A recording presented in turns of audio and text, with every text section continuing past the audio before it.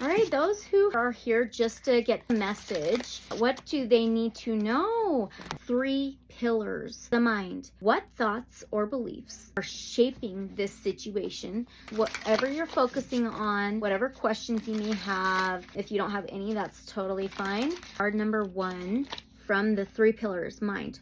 What thoughts or beliefs are shaping the situation? So reconnecting, reactivating. You've got the Knight of Swords. This is air connected to the mind, mentality, thoughts, beliefs, words, communication, expression. What thoughts or beliefs are shaping this situation? And you have a knight, the warrior of the mind, warrior of information, a battler with words, maybe confrontations, the way you speak, maybe the thought patterns, belief systems. This can be a bit rash and reckless behavior, reckless energies, which does remind me of the Mercury retrograde that we are in recording this right now. That can happen. So during the Mercury retrograde, which is in the sign of Leo, rules the 5th house of the heart, courage, creativity, passion, perseverance, fortitude, love. Mercury rules the 3rd house of Gemini, all about the mentality, belief systems, transportation journeys, and technology.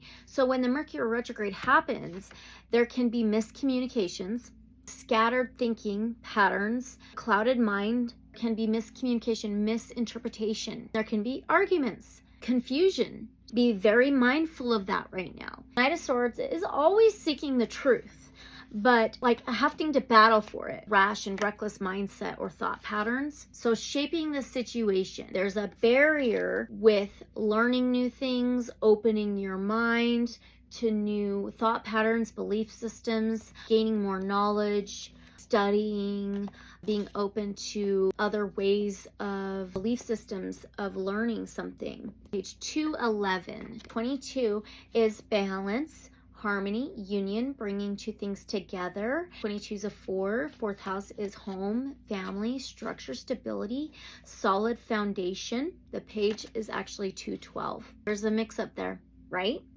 Mercury retrograde, huge time for all this mixing up, confusion, misplacing. Knight of Swords embodies the energy of bold action, intellectual clarity, and relentless pursuit of goals. The card encourages you to harness this decisive energy to overcome obstacles, but also cautions against acting without reflection. While swift movement is sometimes necessary, true success lies in balancing speed with thoughtfulness. Pause and reassess when everything feels too much or too fast. There is a drive to succeed so much that it may feel impatient.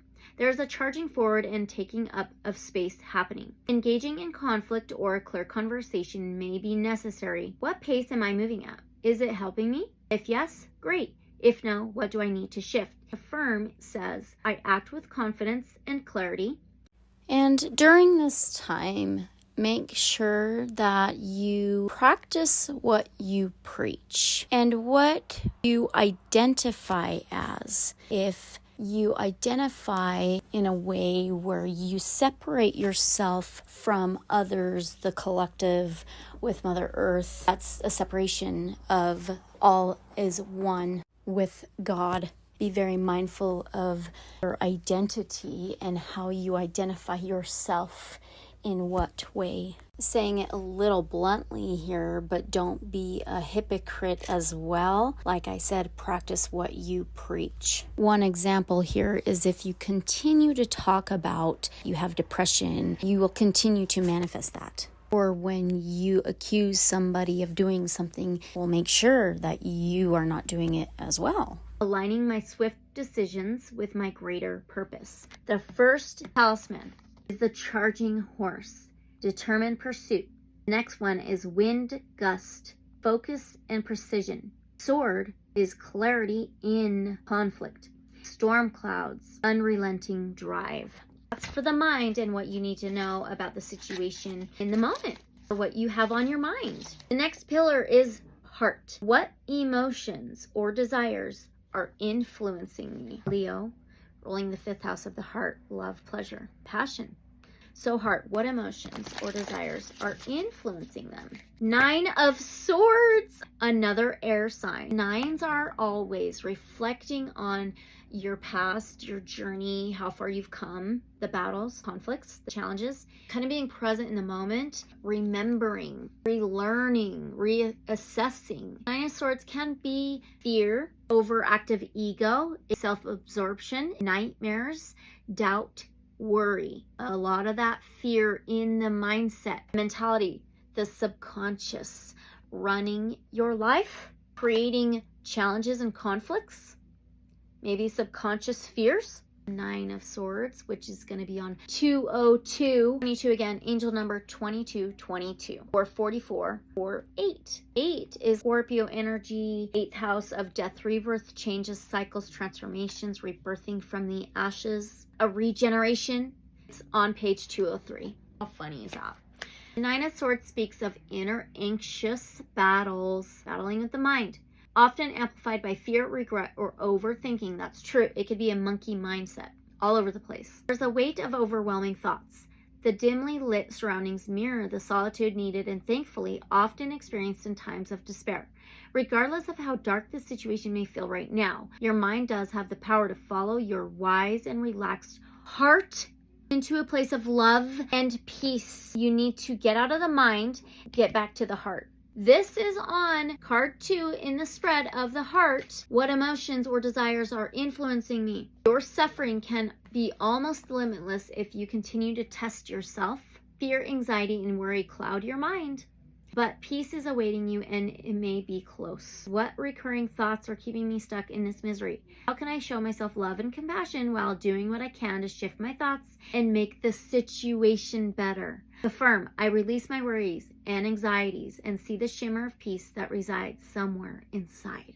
Elements, the crying figure, nightmares and worry. Next one, hanging swords, lingering fear. Third one, nightmare scene, emotional release. Last one is bed. Release brings clarity. Let go. Stop fighting. It can be that subconscious really fighting and hanging on, that overactive ego and things like that.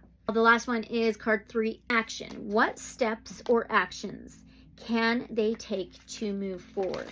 4 of Swords, air again. The element of air, the mind, conscious, subconscious, thoughts, beliefs, words, and communication expression. Clarity.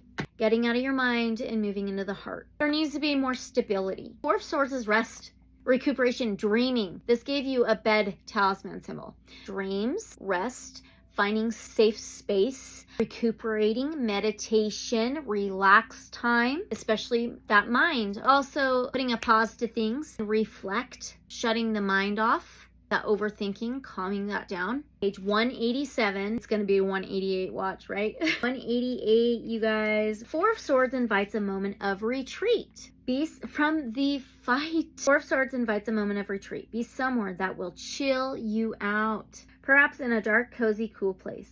A figure reclines in a sacred space, taking deep rest and finding safety in this gesture of completely necessary temporary disengagement. It's also putting down the weapons. Though there is a sense in hovering of unfinished challenges, yet this serene stillness is still required to fall into something so severe like burnout. There is no need to do anything outside or in society to create peace. The only thing that love wants for you right now is deep rest. Rest is your sanctuary to restore your energy, realign your thoughts, and regain clarity. There's nothing to do right now to create peace other than rest. Where in my life can I make space for more rest and feeling that innate sense of peace? Affirm, I honor my need for rest and allow myself the time and space to heal and recharge. Recharge, recalibrate, restructure. The first talisman is a resting sword. Recovery brings peace. Second one is coffin. Reflection creates healing. Third one